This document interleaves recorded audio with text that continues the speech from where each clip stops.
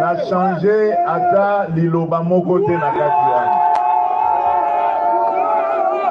Nasi na pesi position sikoyo ekomi tour ya peuple yemoko azwa initiative wana. Likambo wana ezali malamu mingi pona peuple congolais. Tango nazali koloba yango ezali pona intérêt na ngai te, ngai Fachi Beton. Non. Ezali pona intérêt ya peuple na ngai pe mboka na ngai.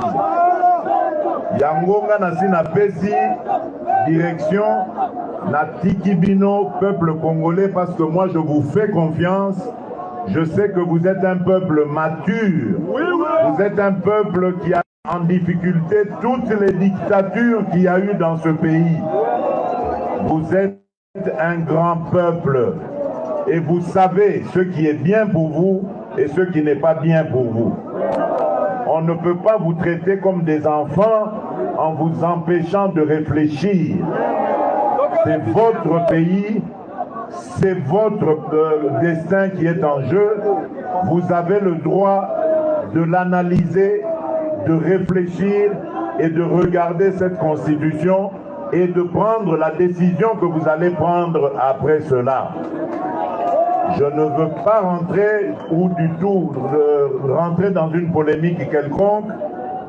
Je veux le libre débat de ceux qui sont pour et ceux qui sont contre, mais le moment venu, le dernier mot reviendra à notre peuple.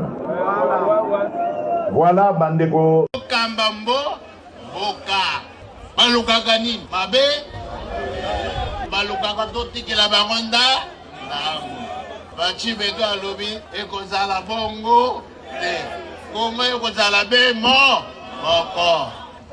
Ata 1 centimètre egolongwa te tokaki biso nyonso mokando ya monene ezali constitution na kati mibeko nyonso balwa nyonso o tosalaka biso nyonso totiaka référence ko constitution tondima makambo mokonzi alobi tobatela mboka na biso sinon bana na biso bakoku na biso bakotikala na pase mbuka ela eloko tokotikela bino nyonso eza na kati ya mabele.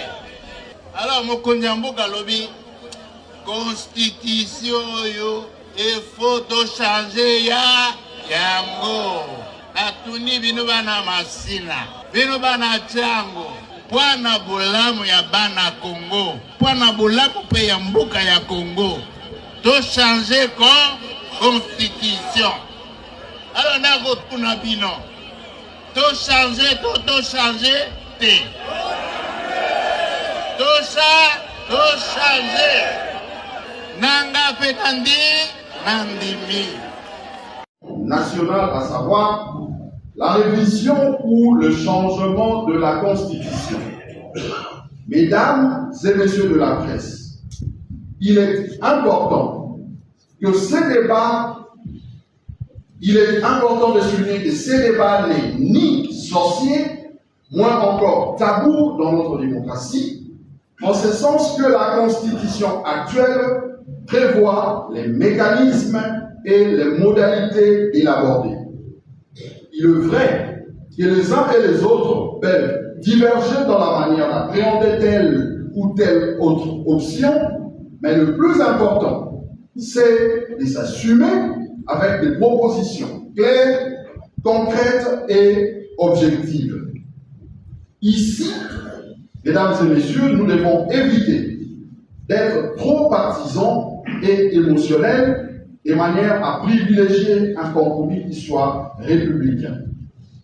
Si hier, mon parti politique Nouvel Élan était le seul à aborder avec responsabilité cette question de la révision et voire du changement de la Constitution, à l'occasion de ces universités populaires et à travers les tribunes d'Adolphe Mouzito, aujourd'hui, nous pouvons nous féliciter de voir cette question être posée au plus haut niveau des institutions.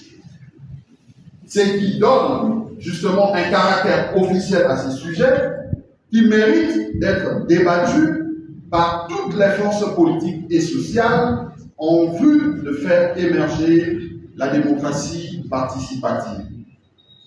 Mesdames et messieurs de la presse, s'agissant de la révision ou du changement de la Constitution, le nouvel élan préconise, et cela depuis de nombreuses années, une série de réformes pour améliorer la gouvernance. Il s'agit notamment de la titrisation des terres en faveur de communautés locales.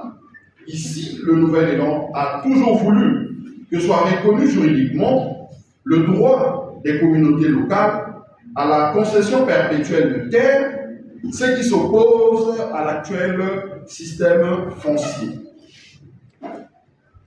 Le nouvel élan propose de rendre effective la décentralisation avec un changement du mécanisme et du taux de répartition de recettes à caractère national et d'origine extérieure entre l'État et les provinces, y compris les entités territoriales décentralisées.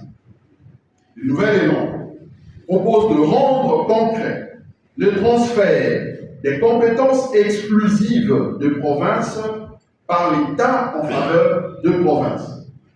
Le nouvel élan propose également de mettre fin au bicéphalisme institutionnel au niveau de l'exécutif national. Il propose de doter le pays d'une constitution définitive en mettant fin à l'existence de l'actuelle constitution du 18 février 2006, laquelle pour nous est une constitution de transition. Jogi à l'Assemblée provinciale de la Kinshasa, kotika budget oyo ezotambwisa vila Kinshasa. Toyena budget oyo na ndroit esengeli totika yango epai kwa autorité provinciale na biso ya vila Kinshasa pour bavoter yango, pour baproclamer pour tokola la plénière pour défendre yango yango tokotika budget. Budget ezali na ntina nini? Ezali kopesa ningisa na Assemblée provinciale bapesa biso tobongisa vila Kinshasa toyeba kopesa bato misala toyeba kobongisa ville na biso ya Kinshasa namoni na ntina po toyei kodepose budget mpona lelo mpe torespecte délai na biso nyonso na ndenge esengeli mpo mona mboka Daniel Bumba adeplace ndenge na korepresente na kodepose budget awa na Assemblée provinciale ya Kinshasa. Tout simplement pour dire non à la révision. Nous avons tous suivi le propos de M. Félix Tshisekedi en rapport avec sa justification de révision constitutionnelle. C'est pas fondé. Cette constitution a été écrite ici et les orateurs les a bien prouvés. C'est pour cela que nous sommes venus ensemble en tant que proposants. Nous disons non à la constitution. Le problème de Congolais est ailleurs. Et on les répète, le problème de Congolais est ailleurs. Nous savons dans quelles conditions à ce jour les Congolais vivent. Dans tous les secteurs, rien ne va. Le problème, au lieu de se concentrer à parler ou à penser à réviser la Constitution, les Congolais attendent mieux que ça. Alors il est important pour l'instant de mettre notre énergie plutôt à penser à l'amélioration des conditions de vie des Congolais qu'à changer la Constitution pour rester ou s'éternuer au pouvoir. Voilà pourquoi nous sommes là pour dire non. Nous sommes la voix de Congolais. C'est vrai que nous avons signé aujourd'hui, mais derrière nous, il y a tout un peuple, il y a toute une base. Et à la suite de cette déclaration, ou après cette signature, vous allez le voir, nous allons vous démontrer encore une fois de plus que le peuple aussi dit en même temps que nous, non à la révision de la... Pas à l'ordre du jour de Wazalendo, mais moi en tant que citoyen, mais aussi Mouzalendo, j'espère que je dois vous donner un signe de vie. Je suis optimiste et je suis convaincu que ce n'est pas le bon moment de le faire. Et je suis optimiste que le peuple congolais, surtout du Nord Kivu et du Littori, ne peut jamais accepter cette bêtise, d'autant plus que nous sommes dans une mesure exceptionnelle de l'état de siège. Il est paradoxal de réfléchir sur la révision constitutionnelle alors que nos entités sont en train d'être assiégées du jour au lendemain. Et cela nous prouve à quel degré Kinshasa n'ont jamais pris la question de l'Est comme une urgence. Il sera fatal à la nation de fermer les yeux sur l'urgence du moment, de continuer de voir la question du Nord Kivu, la question de l'Ituri comme une question initiale, alors que c'est une question que nous devions prendre d'une manière absolue. Je suis convaincu, comme le Wazalendo, cela ne peut jamais passer, parce que même la constitution actuelle, nous n'avons jamais appliqué. L'article 1 de notre constitution, ça dit que la RDC est un état de droit uni et indivisible. L'article 16, ça nous dit, ça reconnaît la sacralité de la vie humaine, qui doit être protégée, préservée par l'État, par tous les moyens possibles, même l'État qui déciderait de s'acquitter de cette obligation. Mais jusqu'à aujourd'hui, même cet article n'a jamais été pris compte, parce que on est en train de massacrer la population du Roumu, de Mambasa, y compris de Beni. Actuellement, dans le secteur de Baper, nous sommes en train d'assister au massacre contre les populations civiles. Et actuellement, notre souveraineté est menacée par l'M23. Parce que si on avait instauré la mesure de l'état de siège, c'est pour instaurer l'autorité de l'État, là où l'État n'arrive pas à imposer sa loi. Mais malheureusement, il est paradoxe de parler sur la question de la révision constitutionnelle lorsque les questions urgentes, on ne les prend pas compte. Moi comme Assa, mais aussi je suis convaincu, mes frères Wazalendo ne sont pas d'accord avec cette question parce qu'il y a des questions d'urgence au-delà de la révision constitutionnelle. Monsieur.